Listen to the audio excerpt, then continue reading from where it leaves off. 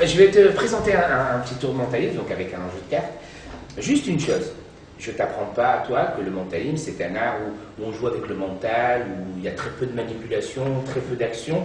Donc je vais essayer de faire le moins de choses pour t'influencer sur le moins de choses possible, d'accord? En fait, le tour est très simple. Pour ça, j'ai besoin d'un jeu de cartes et surtout important, j'ai besoin des 4 rois, d'accord? Que je vais mettre là, mais je ne vais même pas te dire lesquels c'est. Bien sûr, tu sais que c'est le pique, le cœur, le trèfle, le carreau, mais je ne te dis pas lesquels rois, d'accord?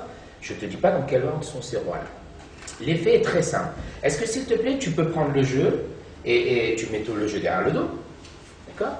Et maintenant, je vais te proposer de faire un petit jeu. Je vais te demander, s'il te plaît, de prendre n'importe quel roi, d'accord? Je ne te dirai pas lequel, tu prends celui que tu veux.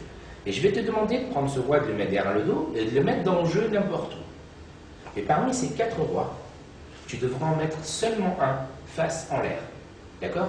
Et celui que tu mets, tu ne me dis pas lequel. Donc tu peux mettre celui-là, celui-là, celui-là, celui-là, mais à aucun moment tu me dis « Ah, c'est celui-là que j'ai mis ». Tu fais ce que je te demande. Donc tu prends le premier roi, tu veux le mettre face en bas, tu le mets face en bas, tu veux le mettre face en l'air, tu le mets face en l'air. D'accord? Tu mets tous ces cartes-là dans le jeu n'importe où. D'accord? Tu ne me dis rien du tout. C'est vrai que c'est pas évident derrière le dos. Je pense que tu es un grand garçon, tu vas y arriver. Ok, maintenant tu ne ramènes pas le jeu, s'il te plaît. Est-ce que tu peux remettre le jeu dans l'étui? Tu mets bien dans l'étui, tu fermes dans l'étui. Et une fois que tu as fini, c'est compliqué. C'est le but du truc, c'est que ça soit très compliqué et impossible.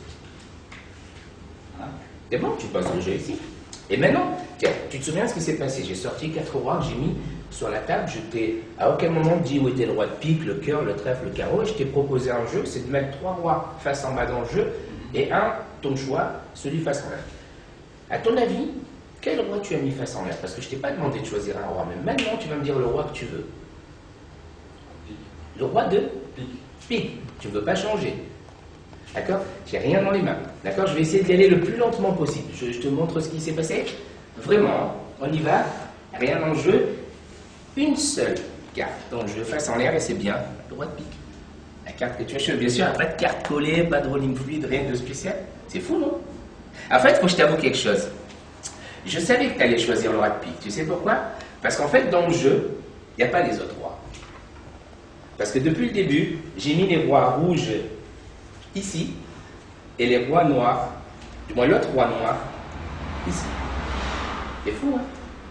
Et pas d'autre, pas d'autre. En fait, il faut que je t'avoue quelque chose. Je savais que tu allais choisir le roi de pique. Tu sais pourquoi? Parce que c'est le seul qui a un dos bleu.